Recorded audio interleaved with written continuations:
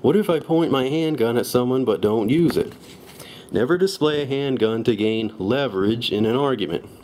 Threatening someone verbally while possessing a handgun, even licensed, will land you in jail for 3 years. Even if the gun is broken or you don't have ammunition, you will receive the mandatory 3-year sentence if convicted. The law does not allow any possibility of getting out of jail early. Example. In a 1987 case, a woman refused to pay an automobile mechanic who she thought did a poor job of repairing her car. They argued about it, and the mechanic removed the radiator hose from the car so she couldn't drive it away. She reached into her purse, pulled out an unloaded gun, and threatened to kill the mechanic if he touched her car again. The mechanic grabbed the gun and called the police. The woman was convicted of aggravated assault with a firearm and sentenced to serve a mandatory 3-year prison term.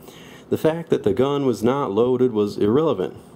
Even though she was the mother of 3 dependent children and had no prior criminal record, the statute does not allow for parole. Her only recourse was to seek clemency from the governor. So, you can't pull out your gun and threaten someone with it if it has nothing to do with lethal force. Regardless of how innocent it seems, you only expose or point your gun at someone if your life is threatened, not if it was a mechanic who did a bad job with your car. Where can I use deadly force in the defense of another person? If you see someone who is being attacked, you can use deadly force to defend him or her if the circumstances would justify that the person's use of deadly force in his or her own defense. In other words, you stand in the shoes of the person being attacked. So basically, all the laws that apply to you being able to defend yourself, you can apply to defend someone else who's in the same situation. What if I see a crime being committed? A license to carry a concealed weapon does not make you a freelance policeman, but as stated earlier, deadly force is justified if you are trying to prevent the imminent commission of a forcible felony. The use of deadly force must be absolutely necessary to prevent a crime. Also, if the criminal runs away, you cannot use deadly force to stop him, because you would no longer be preventing a crime. If use of deadly force is not necessary, or you use deadly force after the crime has stopped, you could be convicted of manslaughter.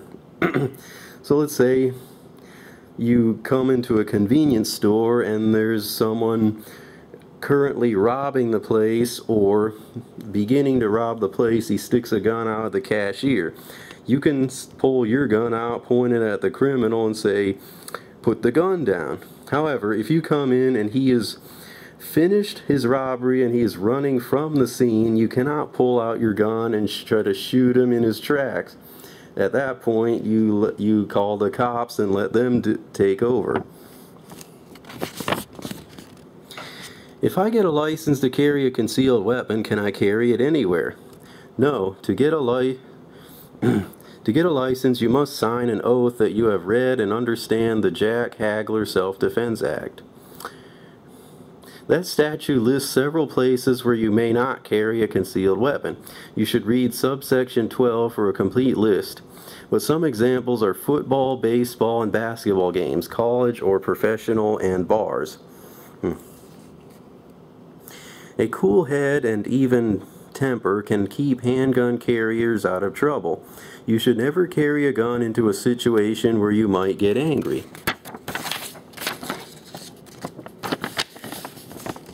Summary. Basically a recap of what we've gone over. Never display a handgun to gain leverage in an argument, even if it isn't loaded or you never intend to use it. The amount of force that you use to defend yourself must not be excessive under the circumstances. Never use deadly force in self-defense unless you are afraid that if you don't, you will be killed or seriously injured. Verbal threats never justify your use of deadly force. If you think someone has a weapon and will use it unless you kill them, be sure you are right and are not overreacting to the situation. The law permits you to carry a concealed weapon for self-defense. Carrying a concealed weapon does not make you a freelance policeman or a good Samaritan. Never carry your concealed weapon into any place where the statute prohibits carrying it. So basically, that's, in a nutshell, the concealed carry laws of the state of Florida. Of course, that doesn't cover everything. I mean, when I applied, I actually got a book that covered the laws in more detail, but that's just basically a summary. When I also got my concealed carry permit, I got this